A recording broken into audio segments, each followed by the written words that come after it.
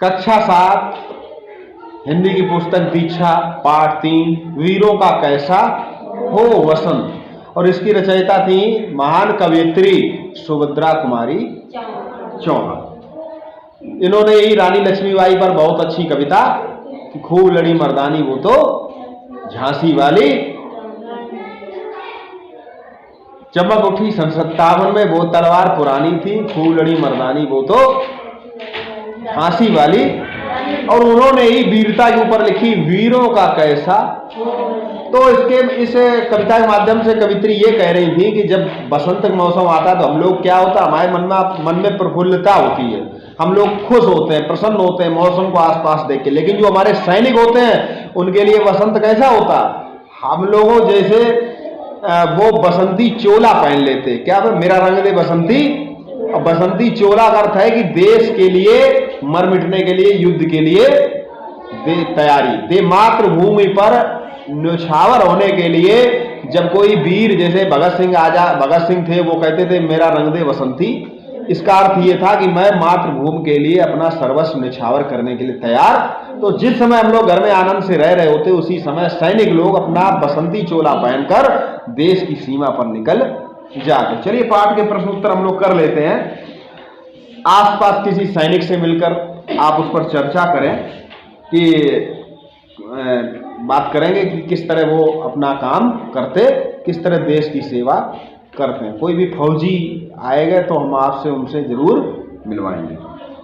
साथ ही 1857 की क्रांति के मुख्य केंद्र, तो जब हमारा देश पहली जो स्वतंत्रता क्रांति हुई थी 1857 की क्रांति, तो उस समय हमारे देश में दिल्ली में बहादुर शाह जफर थे, कानपुर में नाना साहब, और झांसी में रानी लक्ष्मीबाई, बिहार में कुंवर सिंह, फैजाबाद में मौलवी अहमद उल्ला, मेरठ में धन सिंह गुर्जर, लखनऊ बेगम हजरत महल, इलाहाबाद में लियाकत अली, बरेली में खान बहादुर खां और फतेहपुर में अजी मुल्ला। तो इन लोगों ने मिलकर क्या किया था, क्रांति की लड़ाई लड़ी थी।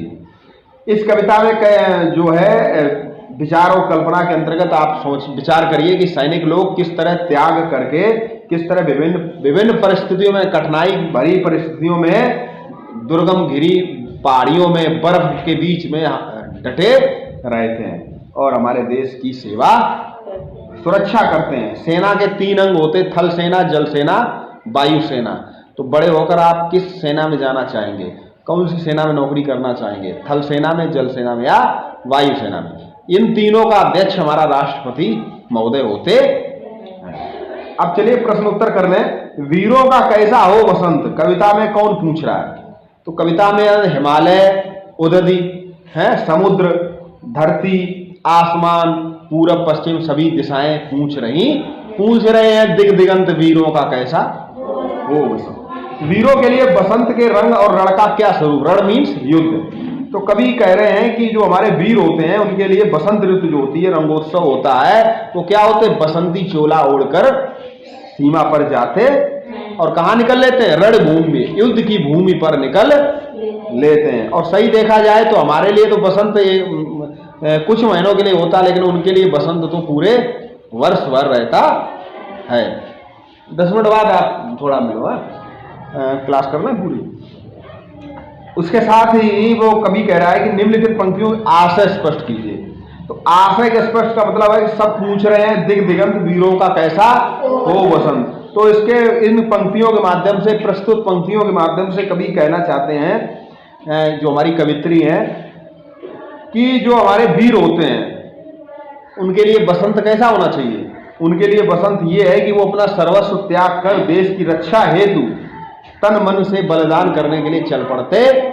बसंत, उनका बसंत क्या है कि देश की रक्षा के लिए आगे वीर तुम बड़े चलो, धीर तुम बड़े चलो, सिंह की दहाड़ हो सामने पहाड़ हो, तुम कभी रुको नहीं, तुम कभी थको नहीं, तुम कभी झुको नहीं। तो कभी यही कह रहा है रंग और रण का विधान मिलने आए हैं आदि अंत।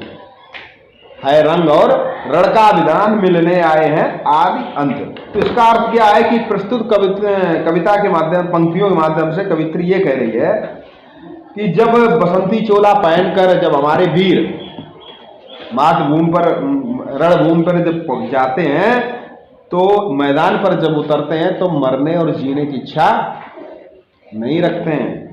तब वो अपनी जीवन और मृत्यु की आदि और अंत की चिंता नहीं रखते हैं और अपनी जान हथेली पर लेकर चलते हैं। बिजली भरते हुए छंद नहीं, कलम बंदी सो छंद नहीं।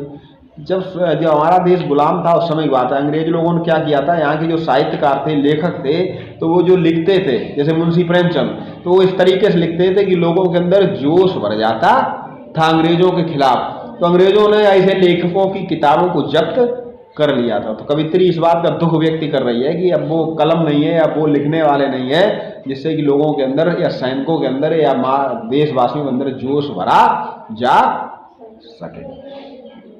कविता में कवि अतीत से मौन त्यागने के लिए क्यों कह रहे हैं? तो कविता के माध्यम से कवि, देखिए युद्ध की बात तो कवित्री कह ही रही कि हमारे सैनिक जो है युद्ध भूमि में जाते हैं, लड़ते हैं अपनी जान की बिना परवाह किए, लेकिन वो ये भी कह रहे कि जो हमारे भूतकाल में जैसे राम रावण का युद्ध हुआ तो क्या हुआ, पूरी लंका जल गई।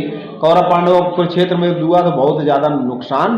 तो कवित्री ये भी कह रही है कि हमें ऐसे कार्य करने चाहिए जिससे हम युद्ध से बच सकें। ठीक है, तो ये थे पाठ के प्रश्न और उत्तर। आप किताब से जो आप इसको दोबारा फिर से मनन करके आप किताब से देखकर और ना आए तो आप फिर हमसे पूछकर इन पाठ के प्रश्न उत्तर करेंगे। व्याकरण भाग इसको हम बाद में करेंगे, पढ़ाते हुआ करो तो बीच मत आया करो। और इसका जो व्याकरण वाला भाग है दूसरा भाग, वो हम लोग दूसरे भाग में करें, क्योंकि व्याकरण बहुत जरूरी, जैसे पर्यायवाची शब्द हैं और पद विग्रह है, मुहावरे हैं, तो हम लोग अगले भाग में करेंगे। तो चलिए अब आप लोग इसके प्रश्न उत्तर लिख लीजिए।